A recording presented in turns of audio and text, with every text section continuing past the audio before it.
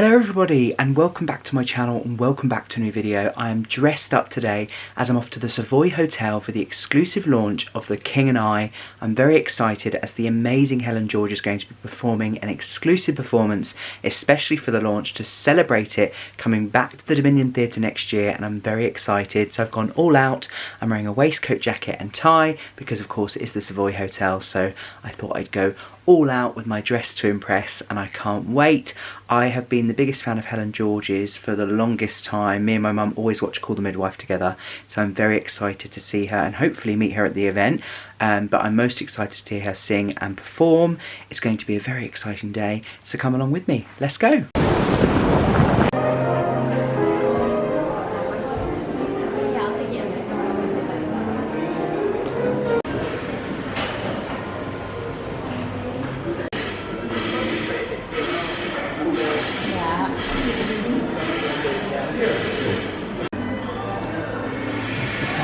Here I come.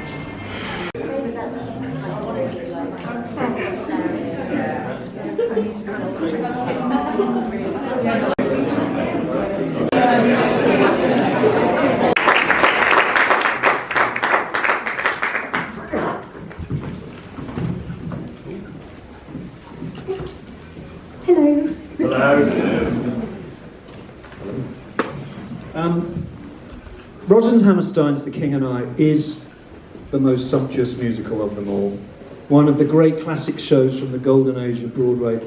It boasts one of the finest scores ever written. It opens on the deck of a ship as it snakes upriver at dusk, heading for a glimmering royal palace in 19th century Siam. No version of the show has managed to lay on a feast for the eyes quite like The King and I, which will be playing in the Congress Theatre in Eastbourne and the Lowry in Salford, ahead of a limited season for 6 weeks only at London's Dominion Theatre in January 2024. The production has already enjoyed record-breaking runs on Broadway and at the London Palladium, with an internationally renowned creative team headed by the multi-award-winning director Bartlett Sher, whose previous hit productions include My Fair Lady, To Kill a Mockingbird and South Pacific. Critics in New York and London are in agreement that this is the definitive version. I doubt I'll see a better production in my lifetime, said the Wall Street Journal when it opened at the Lincoln Center in 2015. Breathtaking, exquisite, remarkable, agreed the New York Times. After winning 4 Tony Awards, it first arrived on these shores in 2018 to another chorus of cheers and an Olivier Award. The Daily Mail left the London Palladium on a bright cloud of music. Looks and sounds ravishing, said the Daily Telegraph, while the Financial Times found it simply spellbinding. The King and I makes its highly anticipated return to the West End after a 5-month UK tour, with 2 new stars in the lead roles, famously occupied by many before them. Broadway and film actor Darren Lee, who plays the King of Siam, and Helen George, who of course we all know from Call the Midwife, returns to the stage after many years to play Anna Leon Owens, a widow from Victorian England who has travelled to Bangkok to teach English to the King's many children. And I'm delighted to say, as you can see, that Helen is with me now. Hello, Helen. Hello. This show, as I've said, you've not been on stage in a long time. What was it about this production that lured you, and this show that lured you back? Well, I haven't done a musical for years. I've done lots of plays over the years, but coming to a musical, and I think I knew I wanted to do one because this is what I trained in originally, but it was finding the right one. And I think what I found with the musicals I was being offered were, they were sort of, the roles being offered, they were kind of approximations of Trixie. They were kind of the blonde cameo part that was kind of funny and, you know, she wore hot pants or whatever. It was those sort of parts that I was being offered. And I think this was the first sort of fully fleshed out, brilliant lead that I was offered that I just couldn't turn down, and paired with Bart's amazing direction and this fantastic version of it, which, as you can hear, has had some quite good reviews. They've been all right, haven't they? And Trafalgar, who are fantastic companies to work for, so it all kind of just fitted in really well. I've got a 2-part question about Anna, because there is there's the real Anna, who was a real Victorian woman who went to the court of the King of Siam and wrote a book about it.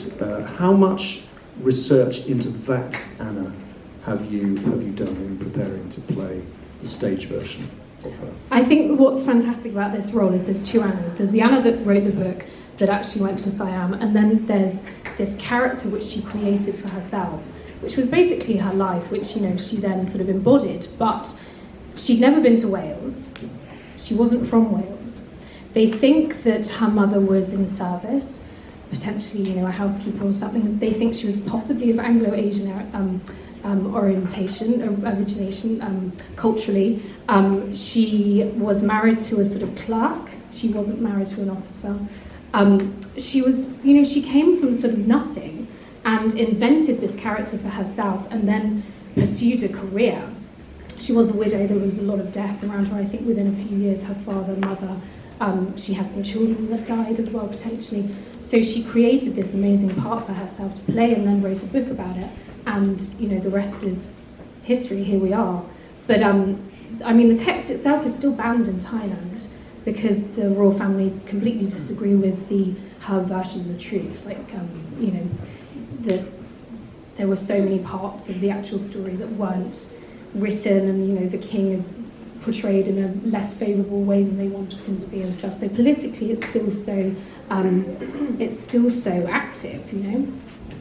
Part two of the question is about when you talk about she played she created this role for herself to play. Well, Rosalind Hammerstein did the same. They created another Anna.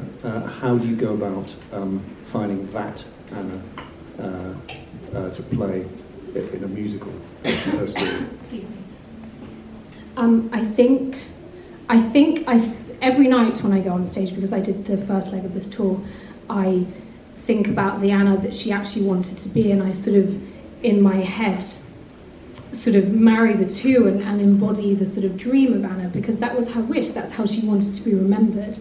And I think Rodgers and Hammerstein wrote this incredible script, and, you know, some of these scenes are 15 pages long, which rarely happens in modern musical theatre, in many musicals, and yet they hold. And when we were on tour with it, you couldn't hear a pin drop in, you know, so many of the scenes, and yet they have all these, someone said bangers, like amazing tunes in this musical, one after the other, that you can't believe are all in just one musical, but with the foundation of the script. And I think that's what drew me to this, because it's a play with music, you know, there's nothing fluffy about it, it's completely, you know, it's so depthful, it's so insightful, the writing is so sharp and witty and so modern.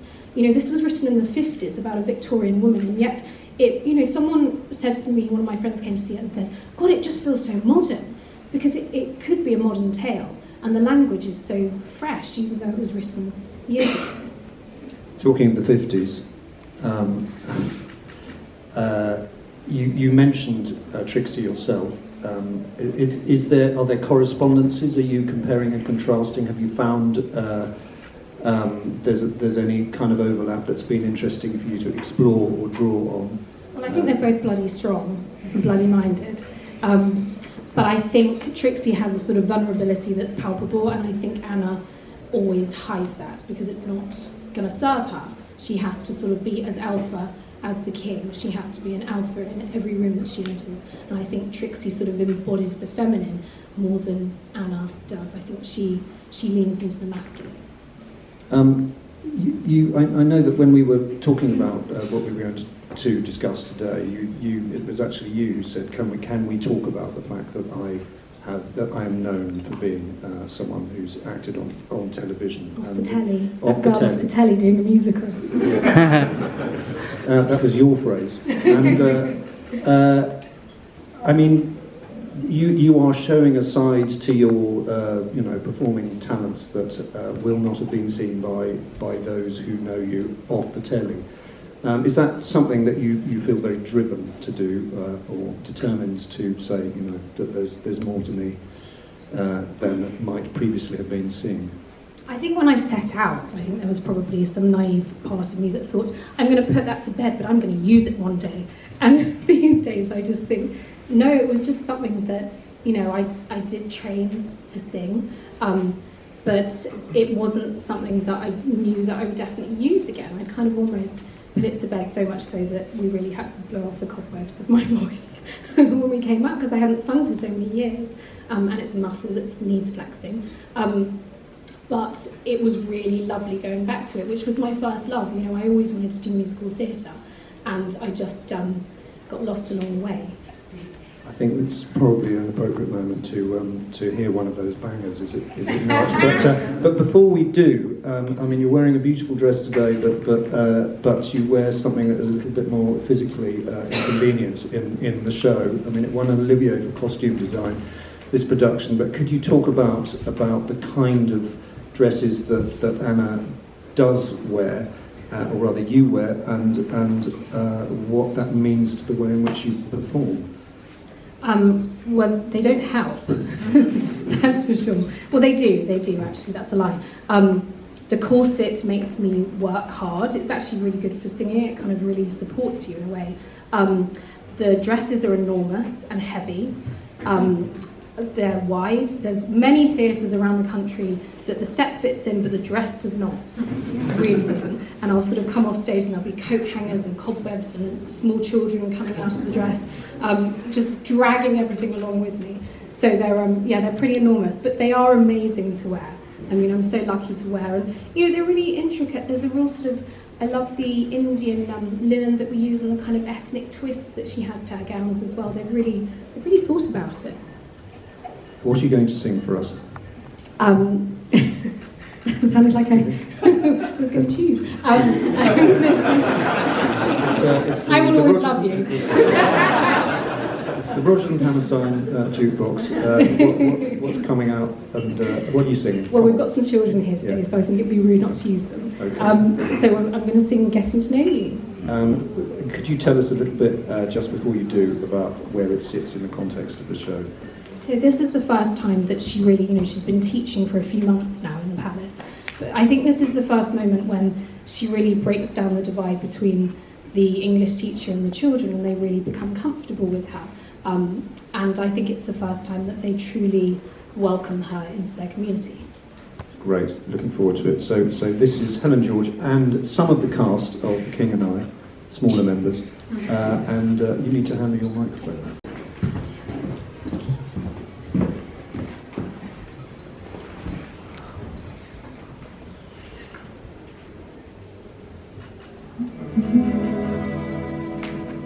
It's a very ancient saying, but a true and honest thought, that if you become a teacher, by your pupils you'll be taught. As a teacher I've been learning, you'll forgive me if I boast, and I've now become an expert on the subject I like most. Getting to know you. Getting to know you, getting to know all about you, getting to like you, getting to hope you like me, getting to know you, putting it my way but nicely. You are precisely my cup of tea. Oh, very good. Getting to know you, getting to feel free and easy. When I'm with you, getting to know what to say. Haven't you noticed, suddenly I'm bright and breezy, because of all the beautiful and new things I'm learning about day by day. Getting to know you, getting to feel free and easy. When I am with you, getting to know what to say. Haven't you noticed, suddenly I'm bright and breezy, because of all the beautiful and new things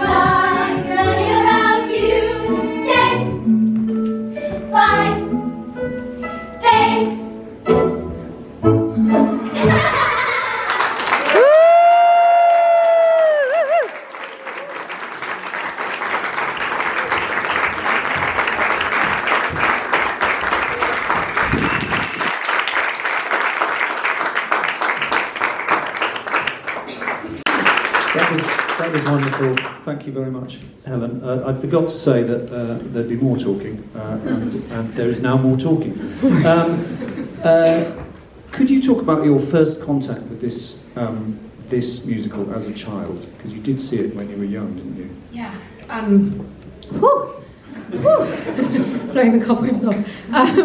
Yes, I did see it as a child. My mum took me to see a production at the Alexandra Theatre in Birmingham, and I can't remember who was playing Anna, and I need to look it up and work it out. But it was lovely on the last tour we did because we went to the Alex Theatre, so it was a really lovely sort of circle for me to see it, and my parents came, which was lovely.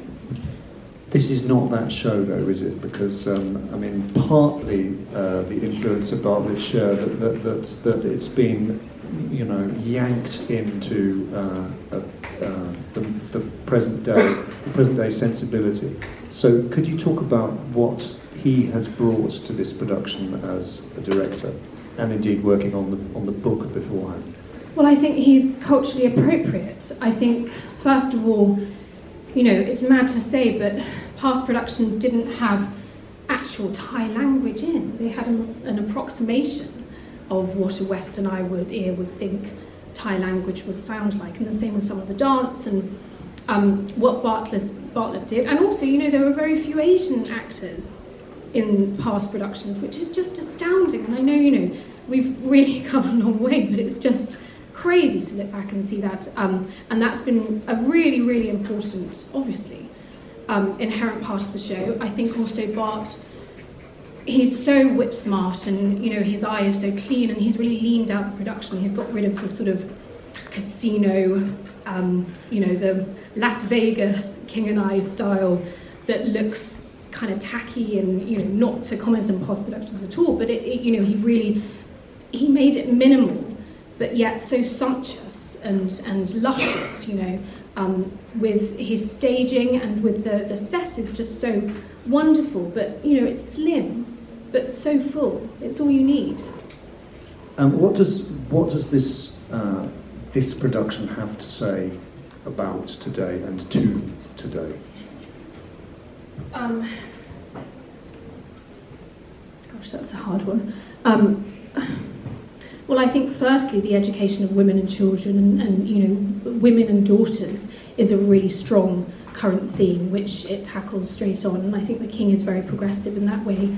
I think what's interesting is that, you know, a mirror being shown to a Western society. We have Western people funny, which is, you know, these wives really hitting us hard with what we've done in our past, and I think, you know, it's a necessary political stance, but what's so brilliant is it's summed up in a family show. It's a bit like Call the Midwife in that sense, you know, it's very political, yet it's a wonderful show to watch at Christmas, and I think the adults will take in what they need to, and the children will enjoy the songs and the dresses, you know, it's kind of the perfect combination.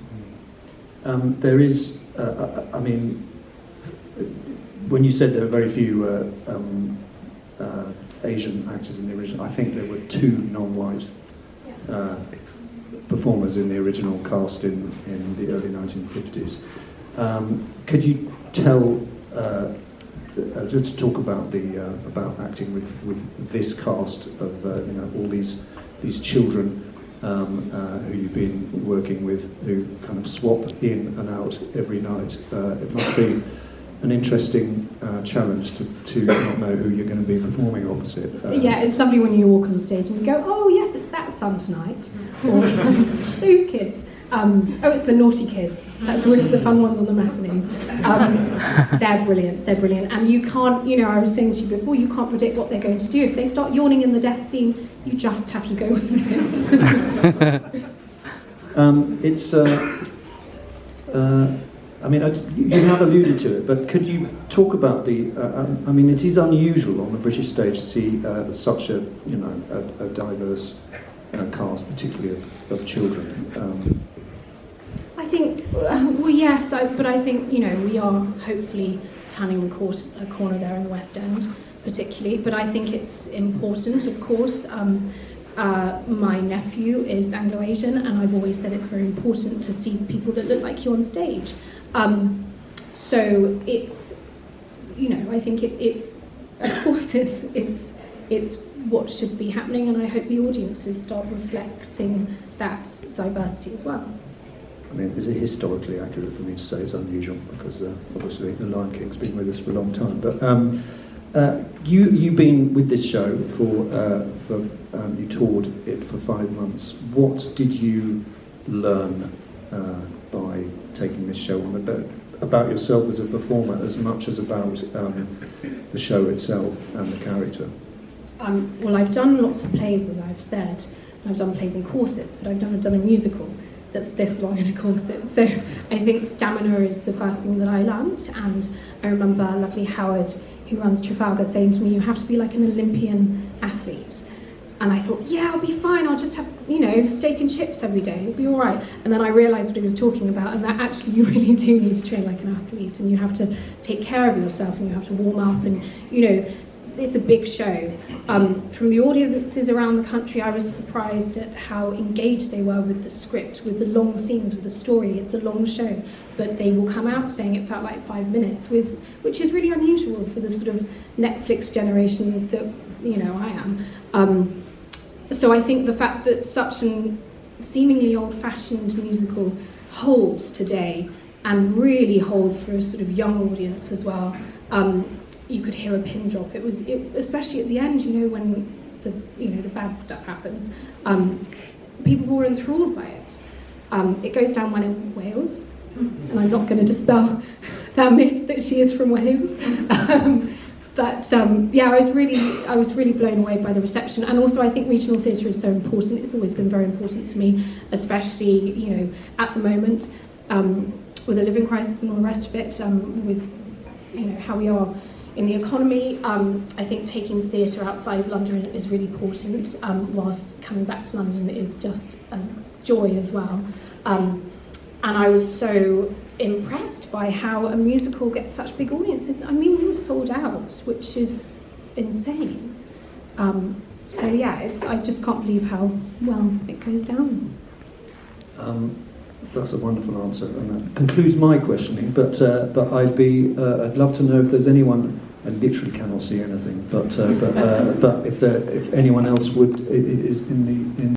You mentioned that you've not done musical theatre for a very long time. Was it terrifying getting back out there, and how did you prepare for it? I had lots of support, I had lots of singing lessons, and I suppose it was terrifying in a way to sort of do something seemingly new, although, I did train, and I have done a few musicals, but a long time ago. And I was more excited about it by the end of it.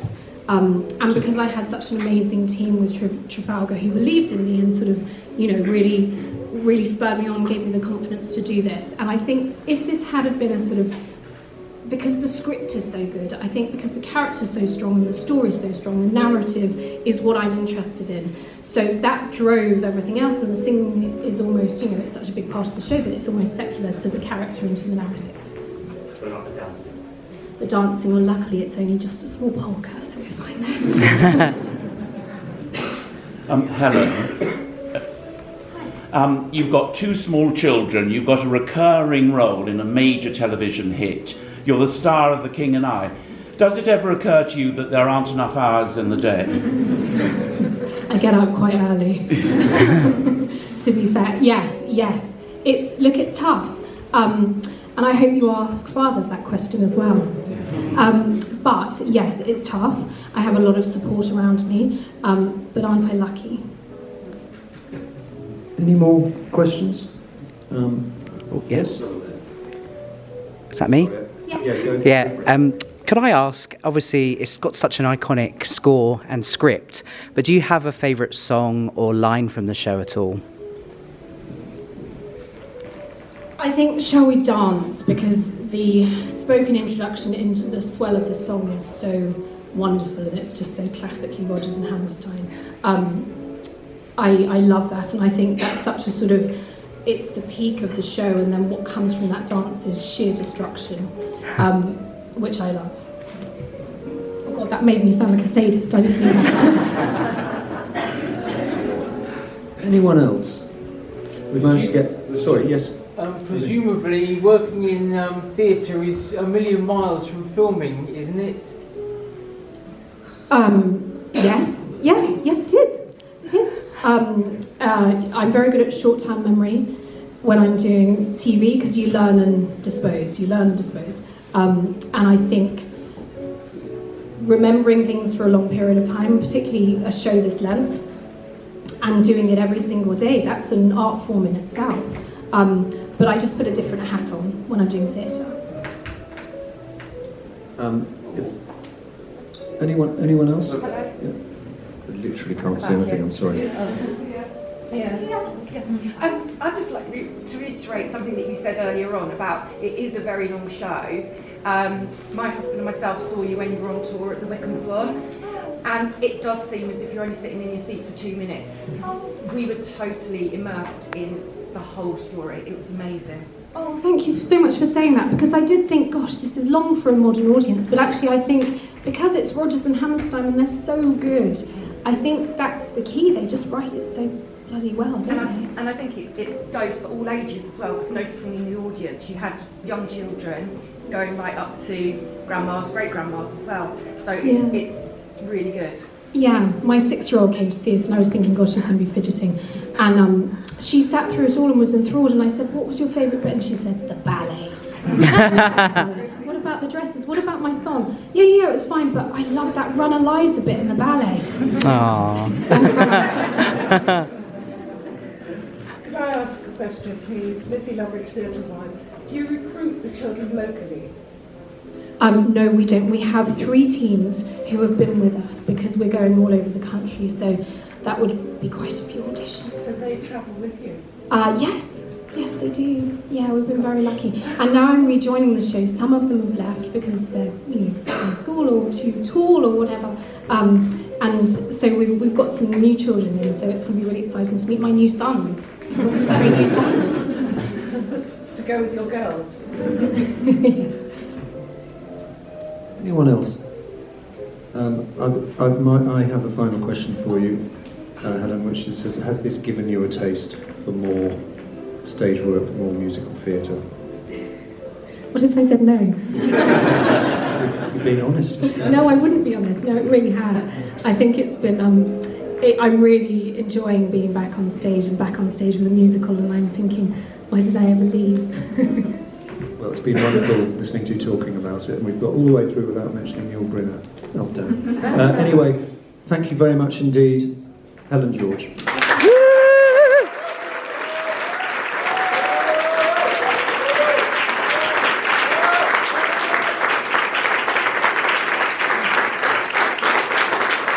Well, I've had an amazing afternoon at the Savoy Hotel for the launch of King and I absolutely loved it. Helen George sounded stunning, and I can't wait to see it at the Dominion Theatre next year. Of course, it's also going to the Lowry in Manchester as well beforehand, so if you can catch it there. But of course, if you want to come into London, then do. It's going to be amazing, and I can't wait. Thank you ever so much for watching this. If you did enjoy it, be sure to like and subscribe, and I'll see you in my next video. Bye!